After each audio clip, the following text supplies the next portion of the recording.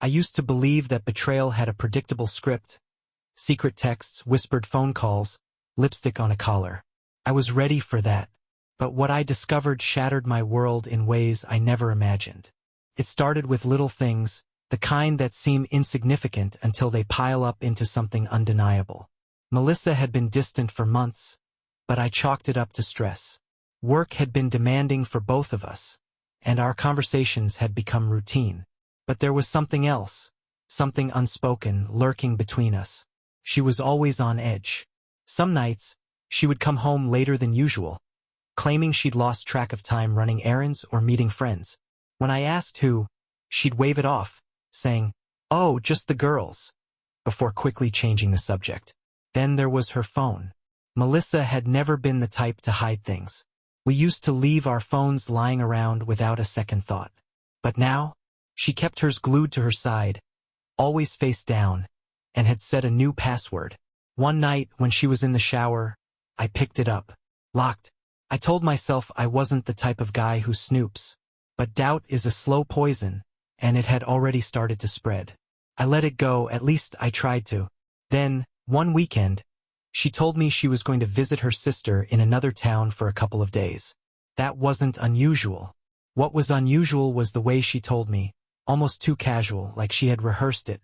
I kissed her goodbye that morning, but something in my gut told me she was lying. I didn't know what I'd find, but I decided to check.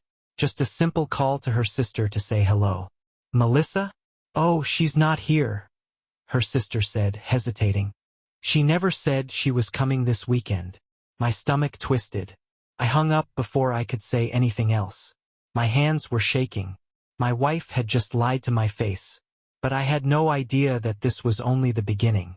I had no idea who she was really with. And when I found out, I would wish I never had. I sat on the couch, phone still clutched in my hand, my mind racing. Melissa wasn't with her sister. That much was clear. But where the hell was she? I tried to convince myself there was a logical explanation. Maybe her sister forgot. Maybe there was a last-minute change of plans.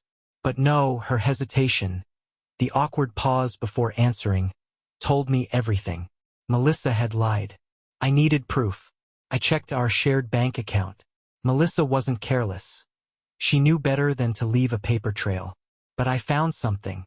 A hotel charge. It wasn't for a 5-star resort or some sketchy roadside motel. Just a mid-range hotel.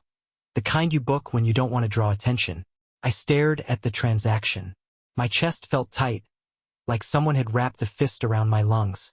I could have called her right then, demanded answers, but something inside me held back. No, I needed to see for myself. If she was cheating, I wasn't going to let her talk her way out of it. I grabbed my keys and left. The hotel wasn't far, maybe 40 minutes outside of town. A strange place to meet someone. Not close enough to be convenient, not far enough to be a real getaway. When I pulled into the parking lot, my hands were sweating against the steering wheel. I scanned the rows of cars, looking for something familiar. And then I saw it. My father's car. At first, my brain refused to process it. Maybe it was a coincidence. Maybe he was here for something else. But as I sat there, staring at the black sedan I had seen 1,000 times in our family's driveway, a sickening thought clawed its way into my mind. Melissa had lied about where she was. My father had no reason to be here. Unless... No. I gripped the steering wheel so hard my knuckles turned white. The idea was too grotesque, too insane to be real. And yet, deep down, I already knew. I stepped out of the car, the sound of my heartbeat pounding in my ears, and walked toward the hotel entrance. I had to see it with my own eyes. Because if I was right, Melissa and my father had no idea what was coming for them. The lobby was sterile, almost too clean, with bland paintings on the walls and the faint hum of elevator music. A receptionist looked up as I entered, offering a polite smile. I forced one back, hoping it masked the rage boiling under my skin. I needed to be smart, calculated. I approached the desk, trying to keep my voice steady. "Hi, my wife's staying here, but I forgot her room number. Last name's Thompson." The receptionist hesitated, her fingers pausing over the keyboard. "I'm sorry, sir. I can't give out room numbers without permission. I nodded, feigning understanding. Right, of course. Can you at least tell me if she's checked in? It's our anniversary, and I wanted to surprise her. Her face softened, caught in the lie. Yes, she checked in yesterday. I thanked her and walked away, my fists clenched so tight my nails bit into my palms. I stood near the elevator, pretending to scroll through my phone, watching as people came and went. After what felt like hours, the elevator doors opened, and they stepped out.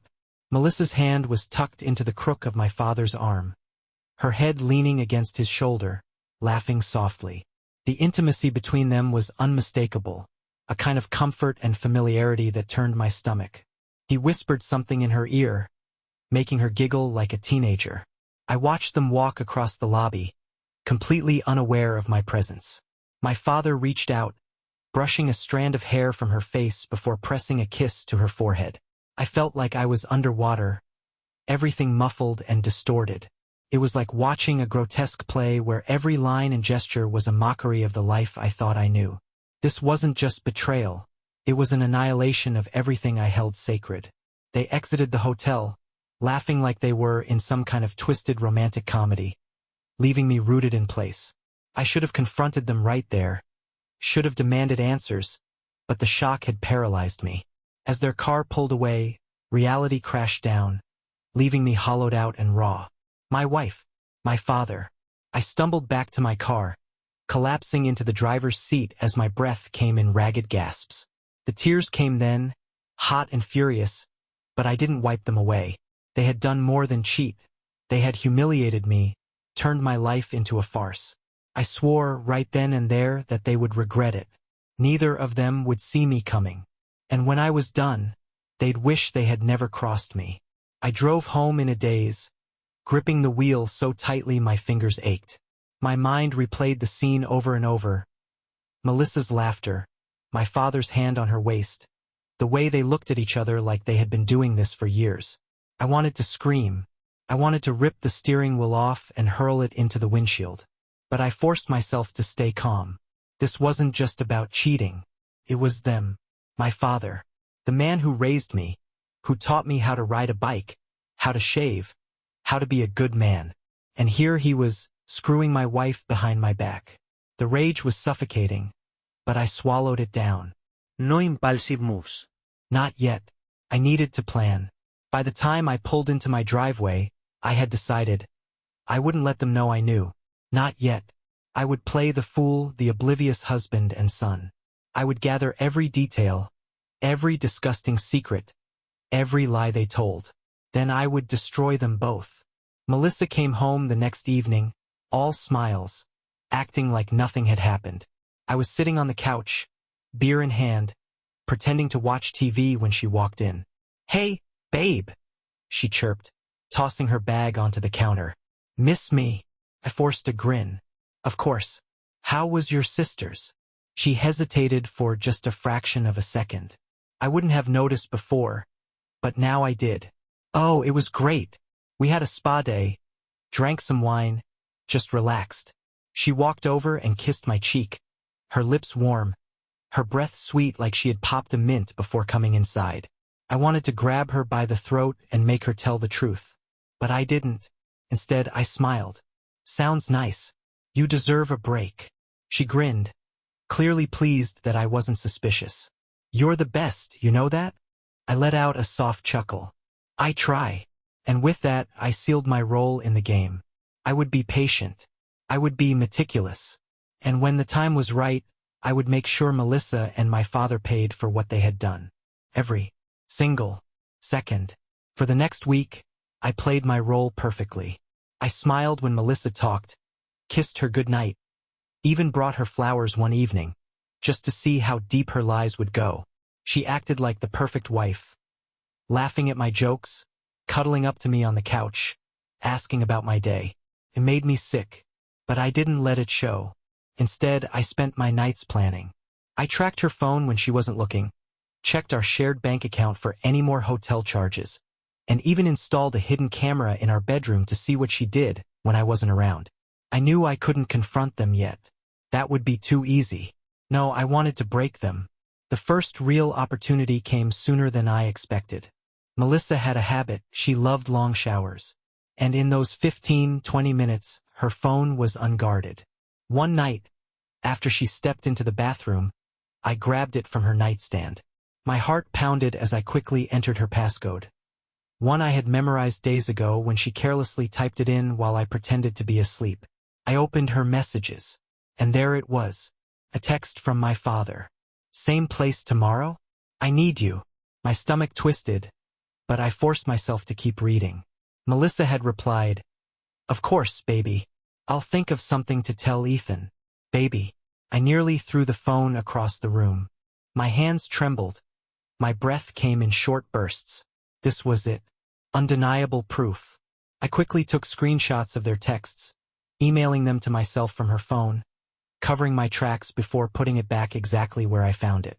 Melissa walked out of the bathroom, hair damp, wearing one of my old shirts. She smiled at me like nothing was wrong. "Hey, what are you thinking about?" she asked, drying her hair with a towel.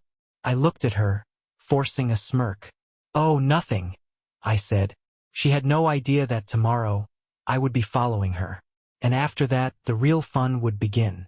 The next morning, Melissa kissed me goodbye, just like always. "Heading to brunch with Emma," she said, grabbing her purse. "I might do some shopping after. Don't wait up." I smiled, sipping my coffee. "Take your time. Have fun." She smiled back, completely unaware that I knew every word of her lie. I watched from the window as she drove off. Then, I grabbed my keys and followed her. I kept my distance, driving 2 cars behind her, careful not to be obvious. The drive wasn't long. Just like last time, she pulled into a mid-range hotel outside of town.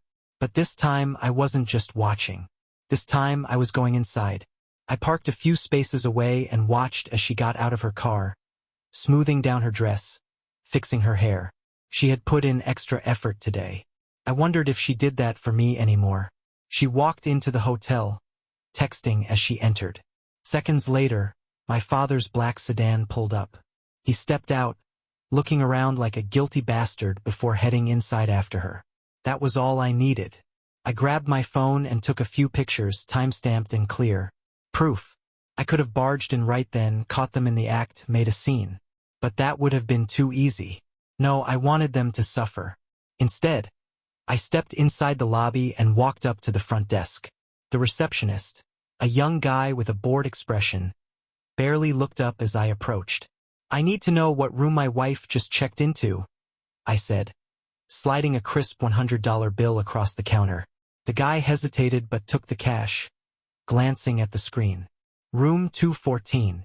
Perfect," I muttered. I walked back to my car, opened my laptop, and connected to my phone's hotspot. Earlier that week, I had installed a spyware app on Melissa's phone. It was risky, but now it was about to pay off. A few clicks, and I had access to her microphone. I put in my AirPods, took a deep breath, and listened. At first, just muffled movement, clothes rustling, a zipper. Then, my father's voice. "God, I missed you." Melissa giggled. You saw me 2 days ago." "Not enough." The sound of kissing, moaning. I clenched my fists so hard my nails dug into my palms. "Ethan doesn't suspect anything?" my father asked between ragged breaths. "Not a thing." Melissa laughed, breathy and smug. "He's so trusting. I could probably tell him I'm going on a mission trip and he'd just kiss me goodbye." They both laughed. Something inside me snapped. I closed my laptop and leaned back in my seat, staring up at the sky. My heartbeat slowed, my mind eerily calm. I had all the proof I needed. Now I just had to decide how far I was willing to go. And I already knew the answer. All the way, I drove home in silence. No music, no distractions. Just the sound of my own breathing, slow and controlled. They thought I was a fool. They laughed at me, my father, the man who raised me, the man who was supposed to protect me, and Melissa, the woman who had promised to love me forever. They had no idea that I was about to bury them both. The first thing I did when I got home was open my laptop and save the audio files, along with the photos and text screenshots. I transferred them onto multiple USB drives, one for myself, one for my lawyer, and one for a special guest. Then I started making phone calls. The first was to an old friend, Alex. Alex and I had grown up together. He ran a private security firm now, but back in the day, he was the kind of guy you called when you needed something done quietly. "I need a favor," I said when he picked up. There was a pause. Then, "What kind of favor?" "The kind that involves a little surveillance." Another pause. Then a slow chuckle. I'm listening. Over the next few days, I let Alex do what he did best, track their every move. He hacked into their phones, traced their credit card transactions, and even got security footage from the hotel. I watched the clips with a dead expression. My father, his hands all over my wife. Melissa, smiling up at him like she had never smiled at me. It was almost poetic. The man who gave me life was the same man who had just taken everything from me. But he wouldn't get away with it. Neither of them would. Once I had everything I needed, I put the final part of my plan into motion. A dinner. Family dinner. Melissa was thrilled when I suggested it. "That sounds great, babe. We haven't done one in so long." No, we hadn't. And after this one, we never would again. I sent my father a text. "Dinner at our place. Just family. 7 p.m. Don't be late." He responded almost instantly. "Of course, son. Looking forward to it." The audacity. I stared at the screen, my grip tightening around my phone. By this time tomorrow, they would both wish they had never been born. The night of the dinner, I set the table perfectly. Candles, wine, my best plates. A celebration. A farewell party they didn't even know they were attending. Melissa hummed as she moved around the kitchen, completely unaware. "This was such a great idea, babe," she said, pecking my cheek. "It's been so long since we've all had dinner together." I forced a smile. "Yeah. Long overdue." She had no idea I knew. No idea I had spent the last 24 hours preparing the end of her perfect little lie. At exactly 7 p.m., my father knocked on the door. "Hey, son," he greeted me, grinning like the bastard he was. "Thanks for inviting me." I stepped aside, letting him in, my grip tightening on the phone in my pocket, the one that held all the evidence. "Of course, Dad. Family is everything." He smiled at that. The irony nearly made me laugh. Melissa appeared from the kitchen, wiping her hands on a towel. "Hey, sweetheart," she said, walking over to my father and kissing his cheek. "Glad you could make it." I watched them closely. The way her fingers lingered on his arm. The way he touched the small of her back. They weren't even hiding it. I almost lost control right then. But I took a breath, steadied myself. Not yet.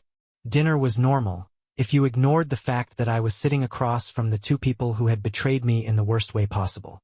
Melissa laughed, my father cracked jokes, and I played along. He nodded, he smiled. I drank my wine, swirling the glass slowly, savoring the anticipation. I let them enjoy their last peaceful meal. Then I set my fork down.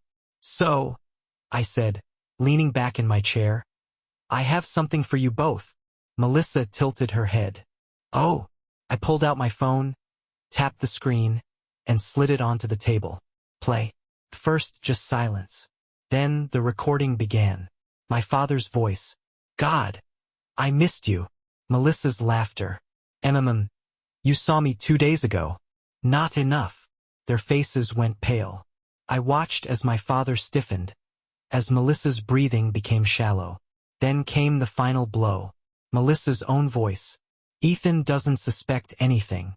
He's so trusting." I picked up my wine glass, took a slow sip, and smiled.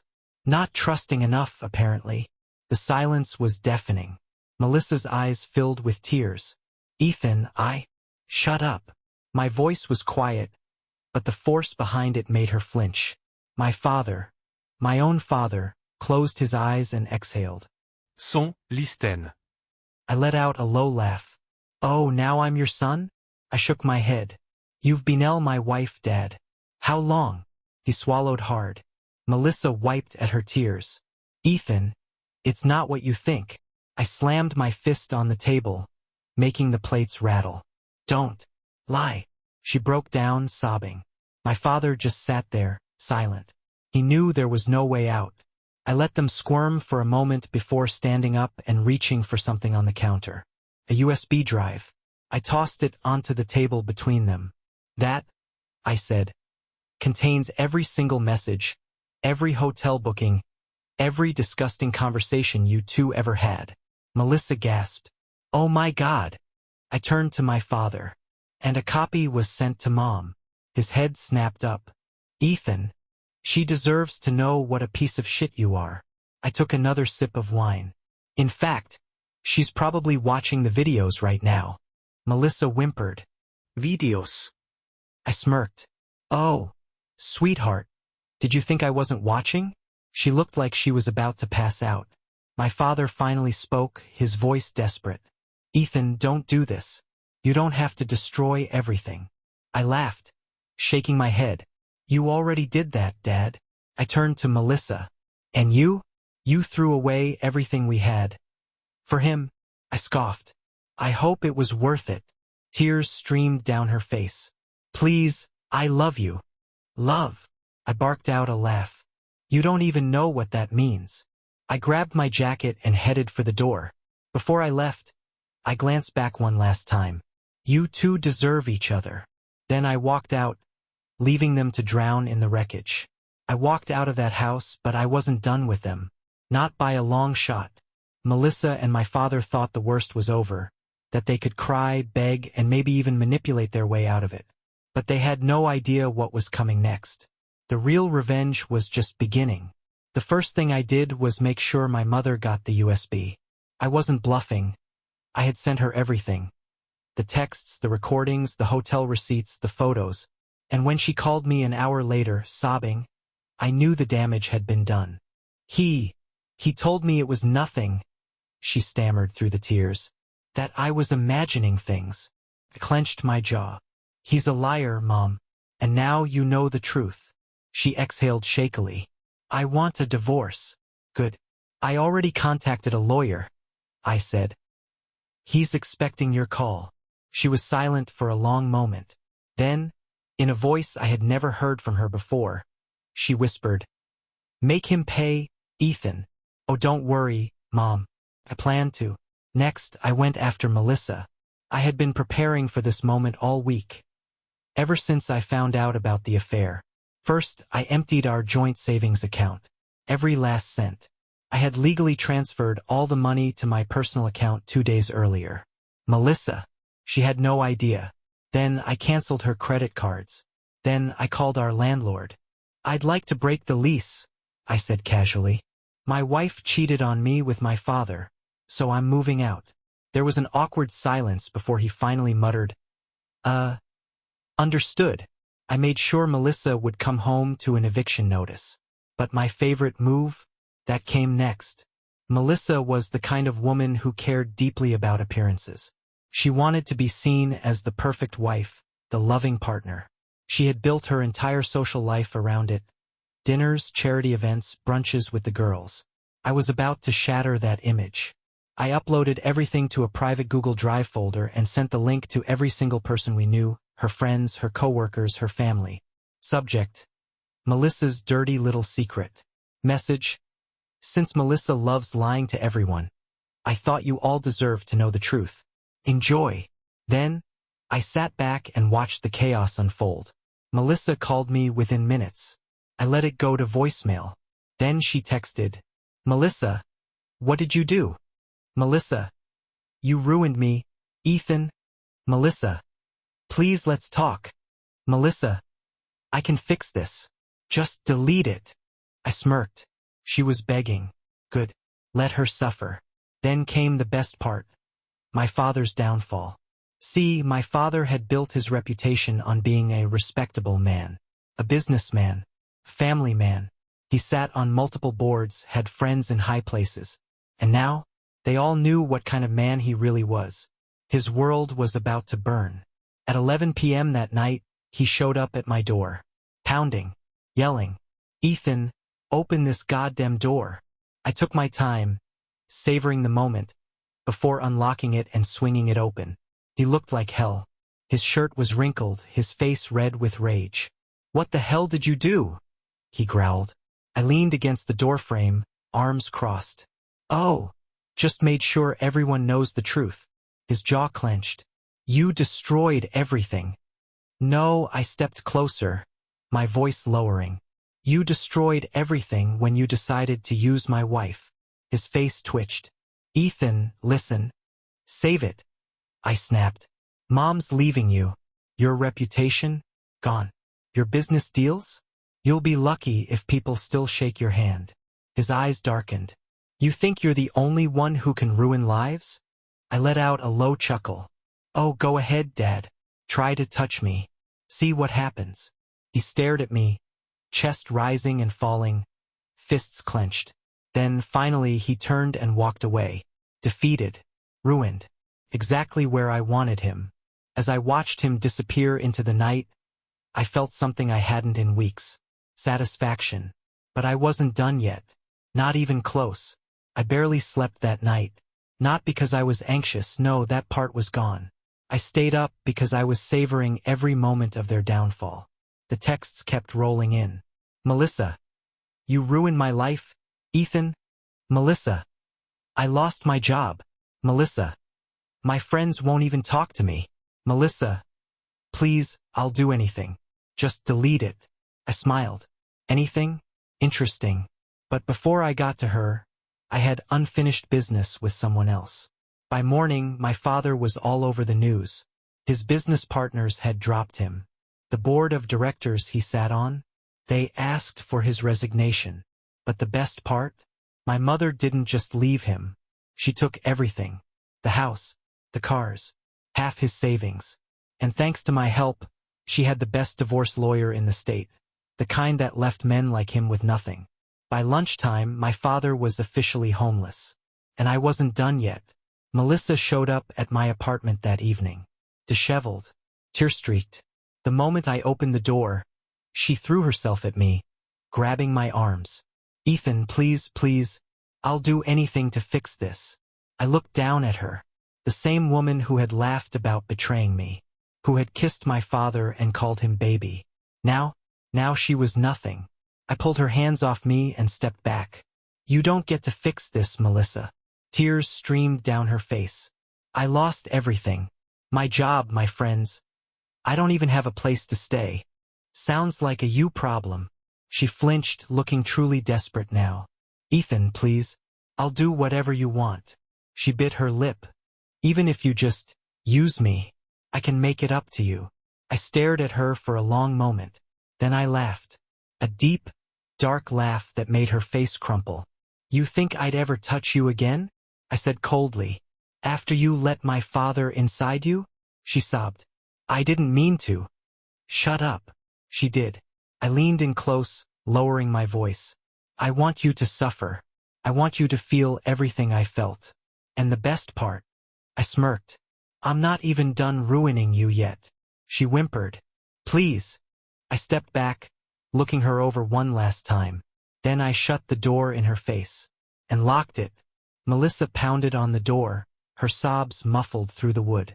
"Ethan, please, just talk to me." I stood there, arms crossed, staring at the door. I had nothing left to say. Eventually, the knocking stopped. I checked the peephole, she was gone. Good. I turned back to my laptop and opened my next move. A Craigslistad. Free furniture. Moving out. Everything must go. Come take what you want. Address? Melissa's new apartment. The one she barely managed to get after losing her job. Phone number? Hers. Then I posted it everywhere. Facebook, Twitter, even some local yard sale groups. Within minutes, her phone was blowing up. Let her deal with that. Melissa's texts came in rapid fire. "Melissa. What the hell did you do?" "Melissa. People are showing up at my door." "Melissa. They're trying to take my furniture." "Melissa. Stop this." I smirked and left her on read. Then, I sent her landlord an email pretending to be her. Subject: urgent. Moving out early. Message: I need to break my lease immediately. Please consider this my official notice. An hour later, her landlord called her, furious. Melissa was now homeless. I sat back, sipping my drink, watching it all burn. She deserved worse. And I wasn't done. Melissa tried calling me. I answered this time. "You win," she sobbed. "I have nothing left." I smiled. "Not yet." I forwarded her nudes, the ones she had sent my father, to a group chat. The group? Every single one of her friends.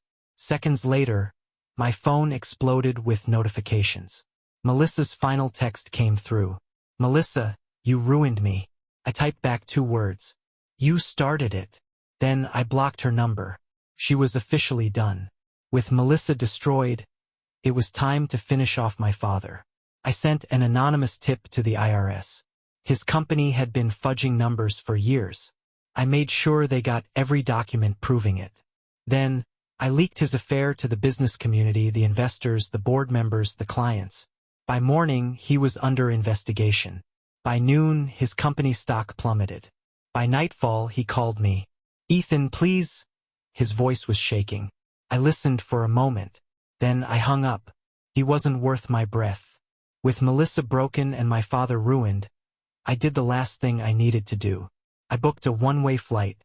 No more looking back. No more memories of betrayal. Just a fresh start. Before I left, I got one final update. Melissa, living in a shitty motel, completely alone. My father, facing bankruptcy and possible jail time. I smiled. They deserved every second of it.